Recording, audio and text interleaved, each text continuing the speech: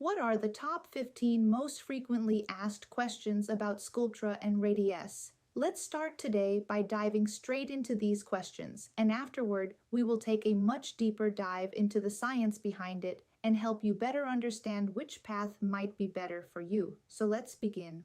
1. What is the main difference between Sculptra and Radiesse?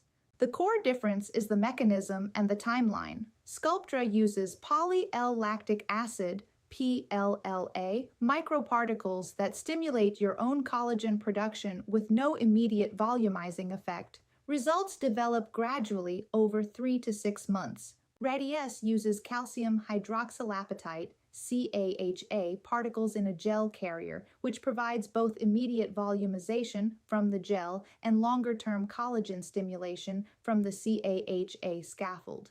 If you need some immediate results alongside the biostimulatory effect, Radiesse offers that bridge. If you want a purely gradual, diffuse, natural-looking result and are comfortable with patience, Sculptra may be the better fit. 2. How many sessions of Sculptra or Radiesse will I need? Most patients benefit from 2 to 3 Sculptra sessions spaced 4 to 6 weeks apart for the initial treatment series, though the exact number depends on age, degree of volume loss, treatment areas, and individual collagen building response. For Radiesse, many patients see meaningful results in 1 to 2 sessions, with additional sessions depending on the treatment goals and areas. Your treating physician will individualize this recommendation at consultation. 3. How long do biostimulator results last? Sculptra results typically last 2 to 3 years following a completed initial treatment series, though individual variation exists. Radiesse results typically last 12 to 18 months in standard formulation, with hyperdilute Radiesse potentially lasting 18 to 24 months. Both products will require maintenance treatments to sustain their results over time. 4. Are Sculptra and Radiesse safe? Both products have well-established safety profiles after nearly 2 decades of widespread clinical use. Like all injectable treatments, they carry risks of bruising, swelling, and the rarer risks of nodule formation, Sculptra, or intravascular injection, a risk shared by all injectables. Choosing an experienced physician-level injector who uses current protocols significantly reduces the risk profile of both treatments. 5. Can Sculptra or Radiesse be reversed if I don't like the results? Neither product can be dissolved the way hyaluronic acid filler can be dissolved with hyaluronidase. Radiesse does not have an antidote. Sculptra's results are not permanent in the sense that the collagen your body builds will gradually degrade over time, but there is no rapid reversal option. This is one of the reasons why technique and placement matter enormously for both products, and why I strongly recommend pursuing biostimulators with an experienced injector. 6. Will biostimulators make my face look overfilled or unnatural? When placed correctly by an experienced physician, biostimulators are among the most natural-looking treatments in aesthetic medicine, precisely because the volume they create is your own collagen, distributed diffusely across tissue planes in the same pattern your body would naturally build it. The risk of an overfilled or unnatural appearance is real if a practitioner injects too much product into too small an area. But this is a technique issue rather than an inherent property of the products themselves. Choosing the right practitioner matters enormously. 7. Who is a good candidate for Sculptra or Radiesse? Ideal candidates are adults who are experiencing structural volume loss in the face, have good to moderate skin quality, not significant laxity, have realistic expectations about the timeline for results, and are not pregnant or breastfeeding. Both products are suitable for a wide age range. I have treated patients in their 30s through their 70s, but the treatment plan is individualized based on starting anatomy, skin quality, and goals. Patients who have had prior allergic reactions to components of these products or who have active skin infections in the treatment area are not appropriate candidates. 8.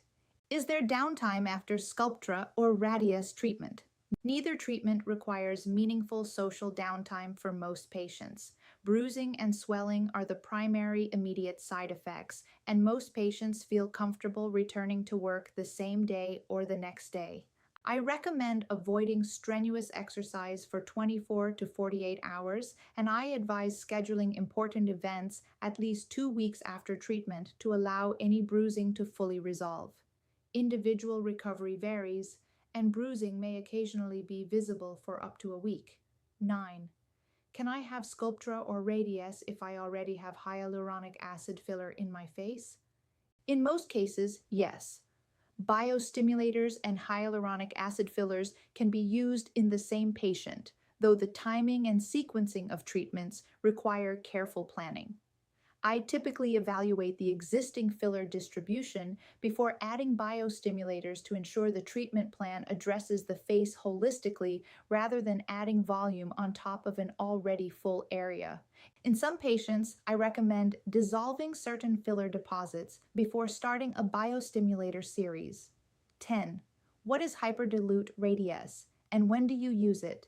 Hyperdilute radiesse is a formulation in which radiesse is mixed with sterile saline and lidocaine to create a much thinner, more spreadable product.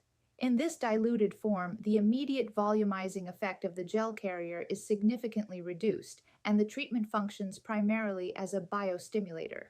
I use hyperdilute radiesse extensively in the neck and décolletage where I want to stimulate collagen and improve skin quality across a large, thin-skinned area without depositing a significant volume of product that could create visible irregularity in those delicate zones. 11. How do biostimulators compare to fat grafting for volume restoration? Fat grafting, transferring your own fat from another area of the body to the face, is a surgical procedure that can restore volume using autologous, your own material, and has its own biostimulatory properties due to the growth factors present in fat. It is more invasive, requires anesthesia, has a longer recovery, and the results are partially dependent on how much of the transferred fat survives. Biostimulators are non-surgical, require no harvesting, and produce collagen rather than adding fatty tissue. Neither approach is inherently superior. The right choice depends on the patient's goals, anatomy, and preference for surgical versus non-surgical options. 12. Can Sculptra or Radiesse be used on the body as well as the face? Yes. Radiesse is FDA approved for hand rejuvenation and has been used off-label in the neck, décolletage, and other body areas. Sculptra has been used off-label in the buttocks, the Sculptra butt lift, the chest, the knees, and other areas of the body where collagen stimulation is desired. Both products are primarily associated with facial aesthetics in most practices, but their applications extend meaningfully beyond the face. 13. What skincare should I use to support my biostimulator results? A medical-grade skincare routine that supports collagen production and protects against UV-driven collagen breakdown will meaningfully extend and enhance your biostimulator results. Core elements include a broad-spectrum SPF 50 every morning, a retinoid, tretinoin, or a stabilized retinol product used nightly to support collagen turnover, vitamin C serum for antioxidant protection and collagen support, and a barrier-supportive moisturizer. Peptide-rich serums and growth factor products can also complement the collagen-building environment, particularly during the active treatment and early result development period. 14. Will I need touch-up or maintenance treatments? Yes, eventually. Neither Sculptra nor Radiesse is permanent. The collagen they induce does age and degrade over time, and the structural improvement they create will gradually soften over 2 to 3 years for Sculptra and 1 to 2 years for Radiesse. Many patients choose to do annual or biannual maintenance treatments, typically at lower volumes than the initial series, to sustain their results over the long term. Patients who maintain their biostimulator results consistently over years tend to have significantly better structural aging outcomes than those who treat intermittently.